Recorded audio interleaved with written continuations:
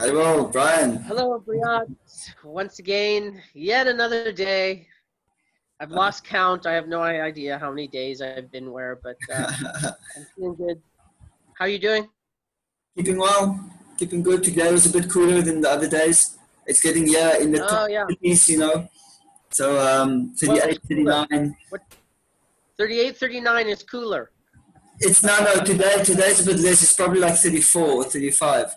Oh, okay. Oh, Yeah, that sounds like a nice day. A little bit warm. yeah, it is. Well, good. You're having nice weather, but it's a little hot for you, I'm sure. It's very hot. That's why you never Once you're see me there, with the shirt sounds good. on. It sounds good. Yeah. Today I was thinking of having a look at what spiritual integrity is. What does it actually mean to have spiritual integrity? So I've got I have a few examples, not that many. Um, let's see what comes up for you around that first. Well, defining the word integrity is quite interesting because it's one of those So English words that kind of you can't just explain it like with a single few words, like as a definition. It's something you kind of you it just has a lot of like a more like a interpretations. Yes. concept or a principle that one has to understand. Um, Yeah. so one way of that I kind of explain it, understand myself, is like Yes. a computer where you sometimes have a file integrity check, and it's scanning the contents of the file, and it's got a, how would I say, something to check it with. It says, okay, all these things have to be contained in this file. And it's comparing this Yeah. file that you have according to this list that you have. And it's seeing if everything that was supposed to come did come. It's checking whether Yes. anything has come which was not supposed to come. And also whether what Yes. has come, whether it's functional or whether it might have been broken or altered in any way. So that's Yes. an interesting kind of application of integrity, That's a like great with analogy, I a have to computer. say. I like that. Yeah. Yeah. So if you have a Okay. bowl, and then if a bowl has good integrity, it can carry water if that's the function that it has. And a bowl with poor Yeah. integrity will not be able to perform that function properly. Yes. So I think a person Okay, with, that's a completely different meaning than I was using. hmm, So I think I think we should expand it. So what do you you want think? to speak What's about your that a little bit, explanation? or do you have more? Yeah, I think I would like to hear you first, and then we can go on to the spiritual integrity. Okay. So spiritual integrity of what I was talking about is in regards to the truth. Is that we have your spiritual journey, your transformational journey is the currency is truth. And looking at yourself and being truthful about what you're feeling, of being able to feel unadulterated what's going on with you, because a prerequisite is not being afraid of your human condition, not being afraid of the things that you're feeling, and not having to justify. You don't need to have a picture of what's, like kindness. I need to always be kind, or people have a lot of reasons not to look at what's really true because they have an idea of what they're supposed to be, as opposed to just accepting whatever it is that they are. Because there's a lot of stuff that's going on with us at any given time, and there is, with the human condition, pettiness is mixed inside, jealousy is mixed inside.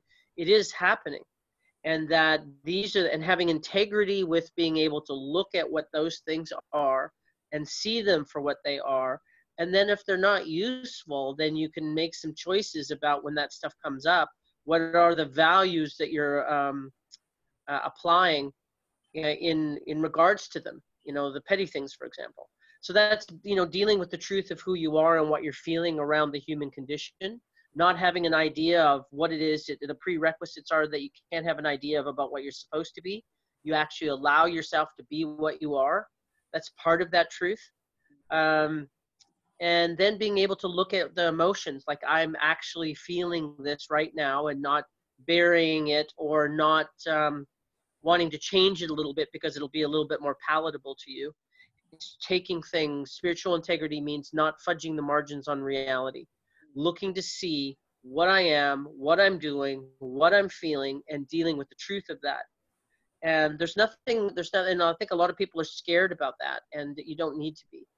is that you can process all of this information, which is to your best outcome from a spiritual path. So these things no longer need to be, with some work, taking you off course, or changing your experience, or just the kind of like beliefs that are loitering and hanging around, and they have an effect of our energy where we don't actually feel good about ourselves or what's going on. And we can all of that can be cleaned up, is the point. So I see that as spiritual integrity, is being integral with the truth, is that this is what's going on with me. It might not be me, might not be useful, might not be staying, but it is happening, for example. Any thoughts about that? Okay. What you're describing also sounds a lot to me like authenticity, and being authentic with yourself. Authenticity, yes. Yeah, and being authentic with others, and that's a key part of integrity, and that integrity is more like a broader kind of thing, and it has these kind of parts that make it. And authenticity is certainly one of them, and that one has to be real with. I think authenticity is when you have spiritual integrity with the truth, then authenticity is a goal, like a value, and it's also an end result. If you have spiritual integrity, then you get to be authentic. That's kind of like the therefore. Okay. Yeah, so it's interesting, like integrity, like when one pursues it or assesses oneself, then there's always something that one will find where one is not living up in alignment with your own values, which is essentially an indication of a lack of integrity within yourself. So, but that pursuit itself indicates good integrity, because that indicates your sincerity is, you're authentically sincere. It's not just a show, because you are willing to look at yourself and acknowledge where you fall short, and then you put the work in there to bring it up. And that you do that day after day after day, and it's not something that ever stops. So in that sense, one could say integrity is also acknowledging where you do not have integrity. And in that way, so that's very nice. And then that whole authenticity is just a natural result of that. So being authentic. Yes, absolutely true. Just to go back to your interpretation of integrity, and is my transformational values going to hold water? And being able to check to see that the protocols came through and that they're functional and that nothing came through that wasn't supposed to. I find that's such a great analogy. Do you have, how do you operationalize that? How do you use that in your day? Do you have an example of how you check for the files that you have and the spiritual integrity? Well, in spiritual tradition, no doubt, speaks about certain qualities which should be manifest in a practitioner. Particularly, there's many examples of qualities manifested by spiritual practitioners of an extremely high caliber, of an extremely high level of achievement. So then we have these archetypes which we can have as somebody to aspire for, or a position to aspire for. So then we can compare our qualities which we're manifesting from day to day with those qualities, and saying that, like, I want to adopt those qualities in my life. I want humility, tolerance, authenticity, honesty. I want pridelessness, non-possessiveness, peacefulness. I want these qualities. So then, by knowing what I'm pursuing first, is like, what am I trying to achieve? So that's important to know. So where you're moving to, and if you're moving closer to it or not. And then also being known, where am I at right now? And being able to assess that effectively. And then also being able to take the proper steps and actions in order to step towards from where you are to where you want to be. So, and that's basically what the spiritual practice is. You've just described the mall map, the map at the mall that's on the wall, and there's a place that you're going. There's the strategy that you're using to get there, and most importantly, the little red dot of this is where you are. Yeah. And in the journey of spirituality, that's a hard one to find sometimes, is where am I exactly? Yeah. Um, yes, I use that analogy a lot. I like that you used all three of them. Mm. So just a quick question to go back a little bit. And you said Mhm. that there's these values that you have, like humility is one of them. That's the first one that comes to mind. Not. It's just the first one that came to mind. So if you want to change it, so be it. But Yeah. can you talk about, with spiritual integrity and that you have an intention? The first thing you have to have as an intention is that I want a value of humility. And then so that you decide that, this is what you want to do. And then you go and take a look at your life and get the dot on the map of, well, this is where I am with my humility currently. And then, what's the process of applying an intervention? What is the process of Oh, going? What are the steps involved in being able to do an intervention to be able to become more humble or having more humility? right. How would that unfold? So we've acknowledged now that we lack humility, and therefore we've also now developed a desire to want to develop more humility. So what to do now? So Yes. there's a number of things which are effective, and I'll say the most effective thing is that one can adopt qualities by associating with those qualities. So the company you keep or choose, the company you choose to keep is extremely important. If you choose the company of Yes. drunkards, then very quickly you will become an expert drinker.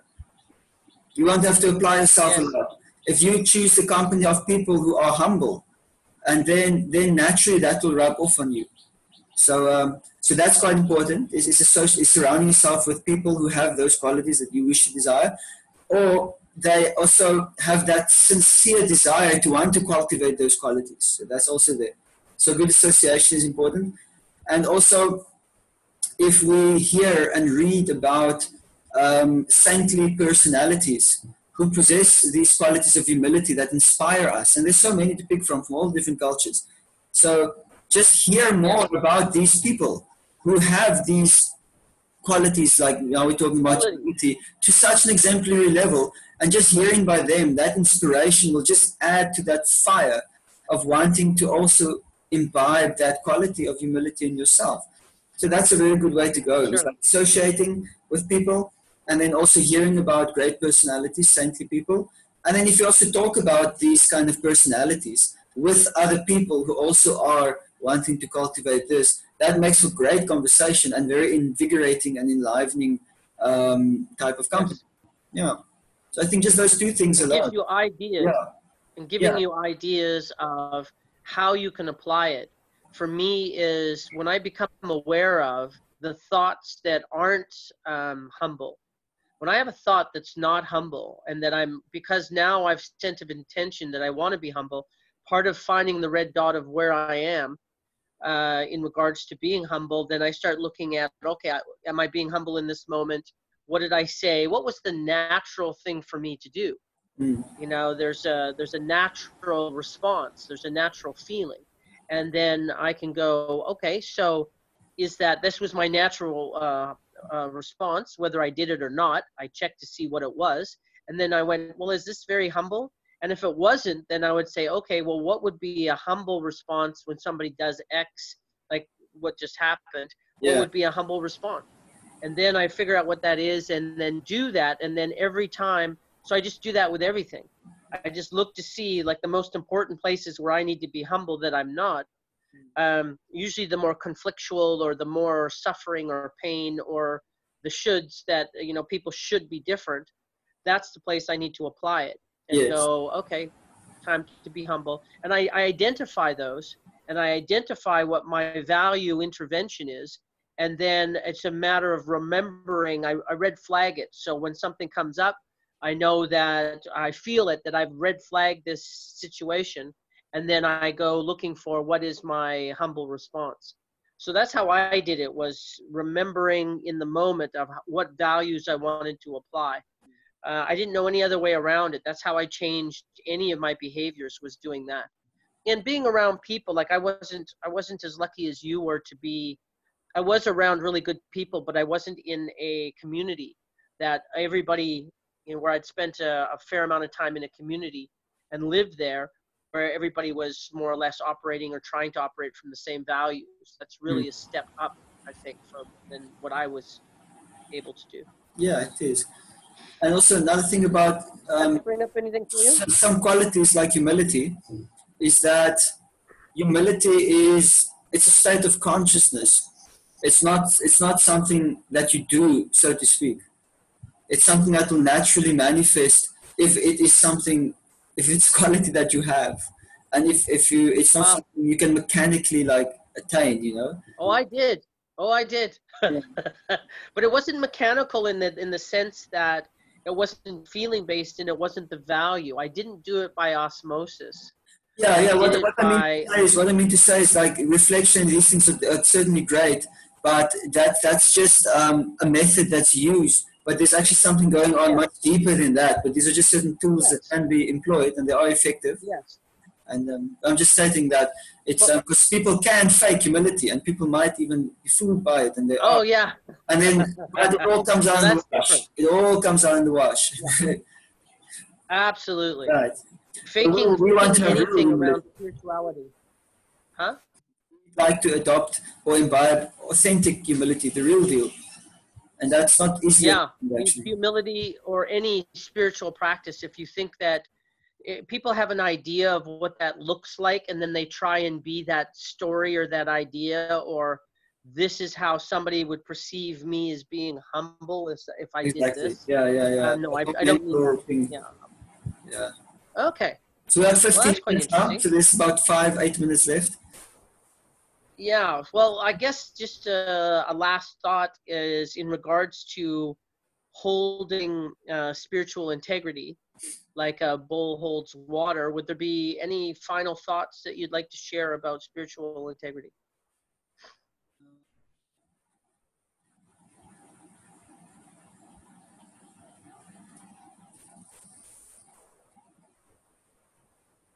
One should not change one's or the spiritual values to accommodate oneself. One should adjust oneself to align with the spiritual values instead. And a lot of time people don't like to do that because it does require a lot of effort. It requires a lot of acknowledging of certain things within yourself which aren't so palatable. But then, but in that way, you're lowering your bar. So don't lower the bar. Keep the bar high. And then go for that. And even if you make one step towards that, that's success. But if you drop that bar, then you're actually doing yourself in, and then you're losing integrity. Absolutely true. Yes, so intention matters, and that what the values are that you're shooting for. Like why are you raising your energy, and what is it, you know, what are the values? Where are you going? Yes, very clear. Well, Briat, thank you. Maybe we could do a short one for a change. So hopefully that's helpful, and I enjoyed it very much as usual. Yeah. I don't have any other thoughts about that. No. So thank you very much. You can actually chat. Right, and thank you also, Brian. It's see you tomorrow, same time, same place. Right. See you, my friend. Right. Love and light.